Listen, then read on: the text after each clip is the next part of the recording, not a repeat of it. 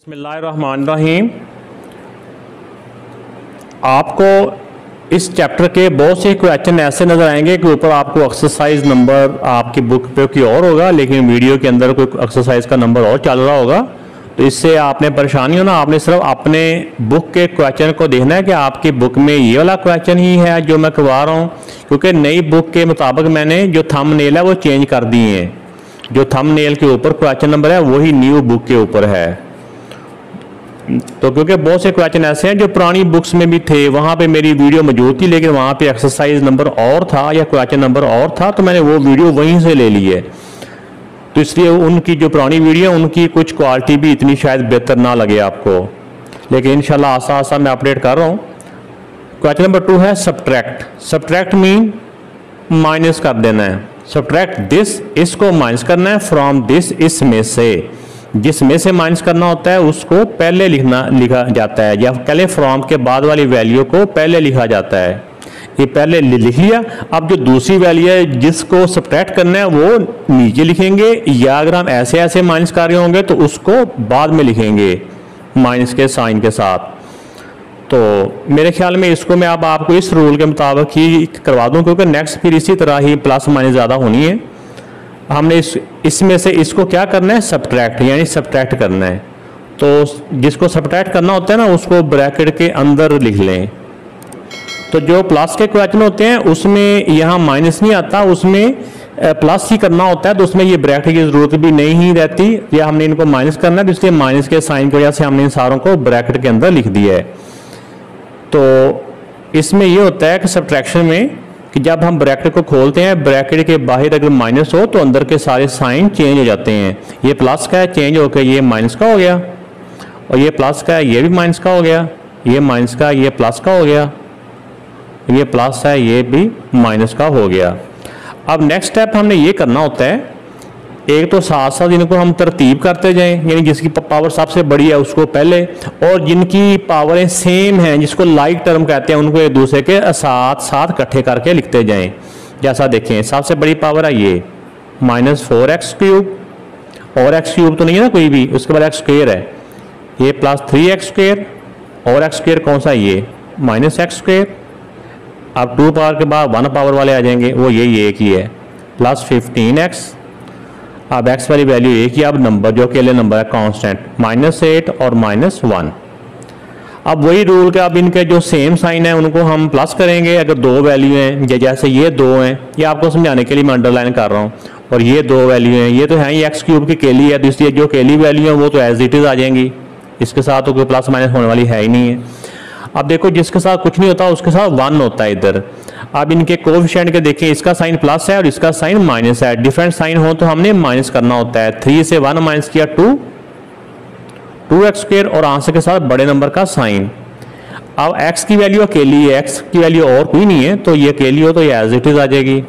अब ये देखो, ये 2 नंबर हैं तो दोनों के सेम साइन है, सेम साइन हो तो हमने प्लस करना होता है, 8 + 1 9, और बड़े नंबर का साइन। तो ये बेटा इसका आंसर आ चुका है। तो इसका बेटा सेकंड पार्ट है सब्ट्रैक्ट दिस, इसको क्या करना है, माइनस करना है फ्रॉम दिस, इस सारे में से।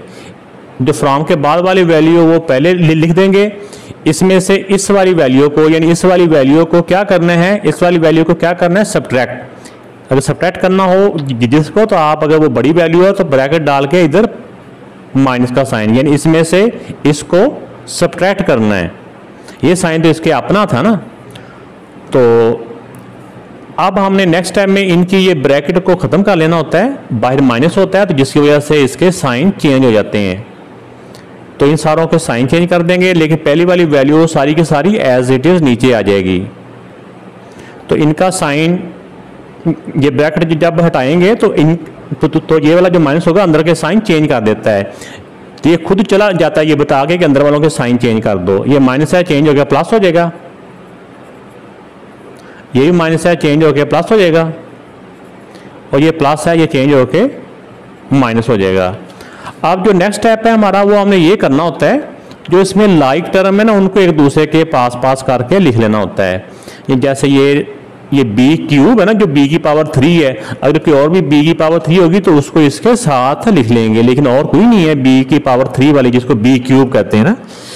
तो इसके बाद 3 पावर के बाद 2 पावर वाली -13 बी स्क्वेयर, और बी स्क्वेयर है ये है +13 बी स्क्वेयर, ये भी हो गया। अब 2 पावर के बाद 1 पावर वाली जिसकी पावर कुछ ही ना होती, उसकी पावर 1 होती है, लेकिन 1 लिखी नहीं जाती, ये प्लस बी, और एक ये बी वाली है +5 बी। अब अकेले नंबरों पे आ जाए, अकेला नंबर सिर्फ इसी का ही है, ये -14। अब इसमें जो अब लाइक टर्म है जो एक जैसी हैं, जैसे बी क्यूब तो है, ये अकेला ही है, ये तो ऐसे ही होगा, किसी के साथ प्लस माइनस नहीं होगा। अब ये भी बी स्क्वेयर है, ये भी बी स्क्वेयर है, डिफरेंट साइन हो तो हमने माइनस करना होता है। 13, ये आपको समझाने के लिए मैं थोड़ा सा ना अंडरलाइन कर देता हूँ, क्योंकि ये भी बी स्क्वेयर है, ये भी बी स्क्वेयर है, डिफरेंट साइन हो तो हमने माइनस करना है। 13 से 13 माइनस किया तो 0 हो जाता है, 0 बी स्क्वेयर, लेकिन वो 0 के साथ वैल्यू को लिखा नहीं जाता, उसको हम ऐसे ही छोड़ देते हैं, या हम कहते हैं कि माइनस बी, ये -13 और +13, तो ये ऐसे भी कट गए। जब वैल्यू बराबर हो, साइन डिफरेंट हो, तो वो कट भी सकता है, क्योंकि +13 से -13 कट गया, या दूसरे लफ्जों में कट का मतलब होता है 0 हो गया। अब ये बी है, ये भी बी है, आपको समझाने के लिए अंडरलाइन कर देता हूँ, जिसके साथ कुछ नहीं कोएफिशिएंट होता उसके साथ 1 होता है, तो सेम साइन है तो प्लस हो जाएंगे। 5 + 1 6 बी, और बड़े नंबर का साइन प्लस है, और ये -14 अकेला ही है, तो ये एज इट इज आ गया। तो ये बेटा इसका आंसर आ गया 9b क्यूब + 6b - 14। तो ये बेटा थर्ड पार्ट है, सब्ट्रैक्ट दिस फ्रॉम दिस, इसमें से माइनस करना है, इसको लिख लेंगे पहले, और इसको क्या करना है माइनस, इस सारे को माइनस करना है, तो लादा है इसको ऐसे करके इसमें से इसको माइनस कर दिया। तो ये माइनस जब ये ब्रैकेट हटाते हैं ना, तो ये माइनस अंदर वालों के साइन चेंज कर देता है, लेकिन जो पहली वैल्यू होती है वो सारी एज इट इज ऐसे की ऐसे नीचे आ जाती हैं। तो अब जब ब्रैकेट हटाएंगे तो माइनस से अंदर के साइन चेंज कर देगा, ये प्लस है चेंज होके ये माइनस हो गया, ये प्लस है ये भी चेंज होके माइनस हो गया, ये माइनस है ये चेंज होके प्लस हो गया। अब इसका जो नेक्स्ट स्टेप होता है, बस स्टेप जेम रखा करें कि अब हमारा कौन सा स्टेप है।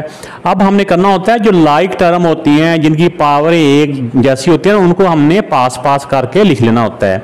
तो सबसे पहले उसको लिखना चाहिए जिसकी पावर सबसे बड़ी है, जैसे ये डी की पावर 3 है ना, डी क्यूब, पहले ये लिख लें, साथ साथ तरतीब भी होती जाएगी और साथ साथ इनको इकट्ठा भी करते जाएंगे। ये डी क्यूब है, एक इसमें ये है -9d क्यूब। अब 3 पावर के बाद 2 पावर वाले हो गए ये +3d स्क्वेयर, और डी स्क्वेयर कहाँ पे है, कहीं नहीं है। अब 2 पावर के बाद 1 पावर वाले ये हो गए +4d, ये वाला शुरू में साइन कुछ ना हो तो प्लस होता है, और ये -7d। अब d वाले भी हो गया, अब d के बगैर यानी कि 1 पावर के बाद होते हैं वो वाले जिसमें d है ही नहीं है, तो अब ये सिर्फ एक ही नंबर है +2, ये हो गया। अब इसमें अब जो लाइक टर्म है जो एक जैसी हैं उनको हम आपस में रूल के मुताबिक प्लस या माइनस करते जाएंगे। सेम साइन हो तो हमने प्लस करना होता है, ये भी माइनस है ये भी माइनस है, डी क्यूब है दोनों डी क्यूब, ये आपस में सॉल्व हो जाएंगे, ये अकेला ही है और ये आपस में सॉल्व हो जाएंगे, ये भी अकेला ही एज इट इज नीचे आ जाएगा। अब सेम साइन है प्लस हो गए, 9 और 6 15 डी क्यूब और ग्रेटर नंबर का साइन, ये डी स्क्वेयर और नहीं है, अगर एक ही नंबर हो तो एज इट इज नीचे आ जाता है। अब इनके डिफरेंट साइन है तो माइनस हो गए, 7 से 4 माइनस किया 3d और ग्रेटर नंबर का साइन, ये भी अकेला नीचे आ गया। बस प्लस माइनस का रूल सेम होता है, सिर्फ माइनस में ये साइन चेंज करने होते हैं। प्लस में अगर हम ऐसे प्लस करें तो प्लस में ये साइन चेंज नहीं होते, वो ऐसे ही प्लस आके वो एज इट इज आ जाता है, यानी साइन चेंज नहीं होते, ऐसे ही वो आ जाते हैं, फिर उनको आगे रूल वही होता है सेम ही। माइनस में सिर्फ बाद वालों के साइन चेंज करने होते हैं।